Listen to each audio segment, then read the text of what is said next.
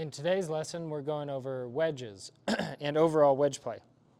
So as we start the conversation about wedges, we have to understand we're kind of working our way up through the swing. So wedge play is very similar to putting. We're doing a lot of things to reduce distance, not really maximize distance. So as we're setting up, it wouldn't be uncommon as I'm working further away from the green to widen out my stance a little bit. So if I were to hit a couple 12-yard chips, I'd have my feet really close together, little wrist hinge, little arm motion, and then swing right through it. Okay, if I need to add to that, I could go through the process of either adding more backswing and more follow through or widening out my stance. One thing that we want to understand is the closer the stance, the shorter the ball flight. So if I put my feet closer together, I would hit the ball a little bit shorter. If I widen out my stance, I'd hit the ball a little bit further. That's why we have a wider stance for drivers and irons. We're increasing distance while trying to maximize our balance. So with that in check here, let's go over what are the keys of wedge play. One, we want to hit the ball relatively in the center.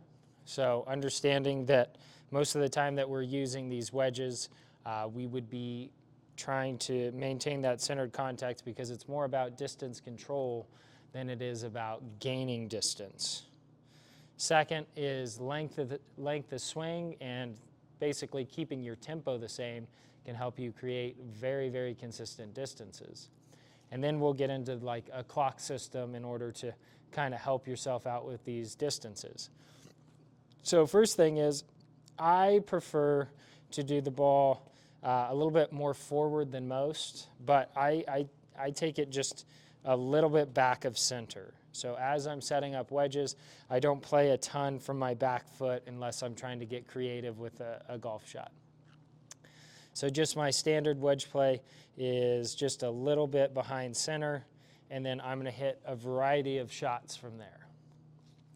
Now, when we're setting it up, the posture is the same, but the stance width changes, and also my face angle could change. So if I were hitting more of a high lofted shot, I would set the face more open like this. Okay, set up and swing right through it. Now, it's important to note that when we set the face open at the start, we're actually pointing the club more upwards than we are to the right. So let me show you an example of pointing the club to the right. So instead of me pointing my face open like that, I go like this. Okay, now if I hit a shot like that, now the ball goes to the right. So most of the time when I'm dealing with players who can't get the ball close around the greens, they typically will, instead of setting it up square, they'll set it up pretty square / maybe a touch open, and then they just push their hands forward, kind of like a bump and run chip. They're kind of just pushing their hands forward. Now, when I do that, I really point the face to the right. If I'm adding loft to a wedge shot, I actually just set it open right at the start right there. Okay, then grip it, and then I'm going to make that same swing.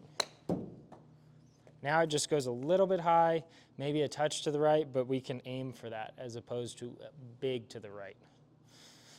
Now that we have those variables, face angle, width in our stance, then we're going to start going into how do we manage these things? How do we know how far everything goes?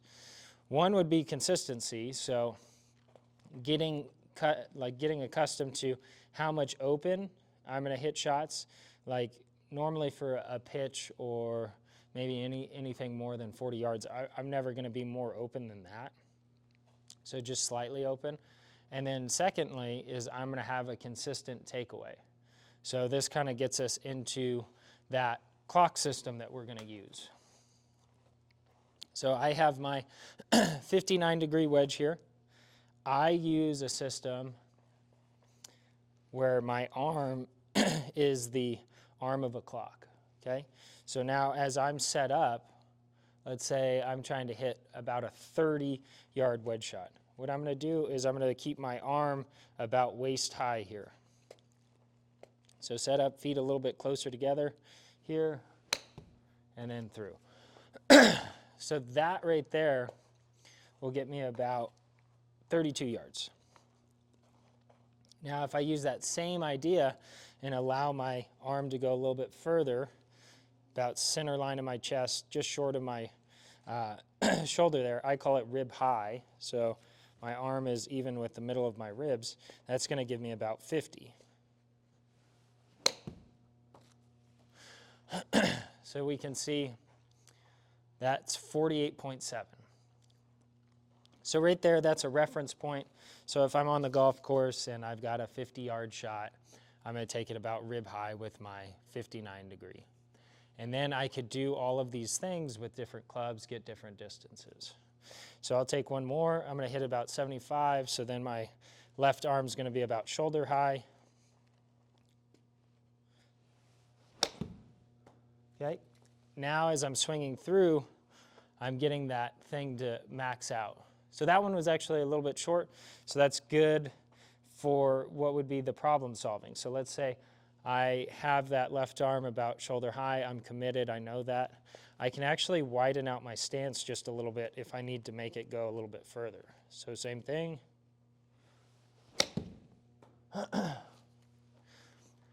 Now as I hit it, I got 71 yards. So we can see making those small adjustments help me add or subtract yardage. Now if I did that same thing and put my feet together, okay, left arm, shoulder high.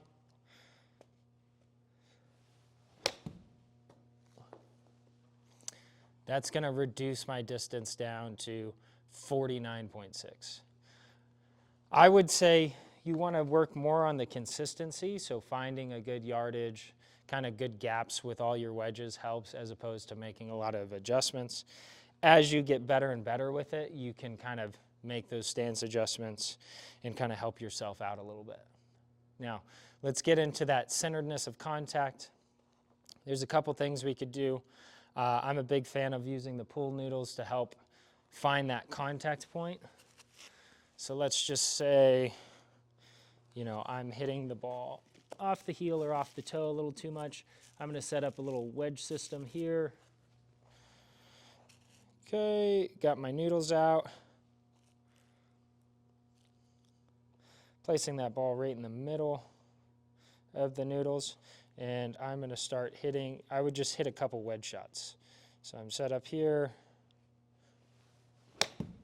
making sure that I'm allowing that club to pass through, not hitting each side of the noodle. I can tighten up the noodles depending on how precise I want to be, but that's just a good way to find the center. Now it's important to understand that the center of a club face is about the size of my thumbnail. Now any pinky nail off the center reduces your distance by about 3 to 5%. So not huge when we're looking at wedges, but when you're looking at something, let's say I have a 75-yard wedge shot, I got 70 yards to cover a bunker, and then I take my 70-yard swing and then I hit it about 2 pinky nails out to the toe, I'm going to fly that thing right into the bunker. Great swing, just poor contact. So as we're going through those things, we need to understand hitting it in the center is going to help us with that consistent distance. Now the last thing I'm going to give you guys is just a simple drill to help you understand contact of a wedge. Divots are always a production of the speed and how you hit shots, not making divots. We never force a divot to happen. We have to understand the best wedge players are spending a lot of time gliding a club. So you can see how I've set an alignment stick down. I'm just going to practice barely nipping that alignment stick. So I'm set up here. Okay. The opposite would be, and you can see that alignment stick's moving all over the place, getting a little too steep, hitting straight down on it.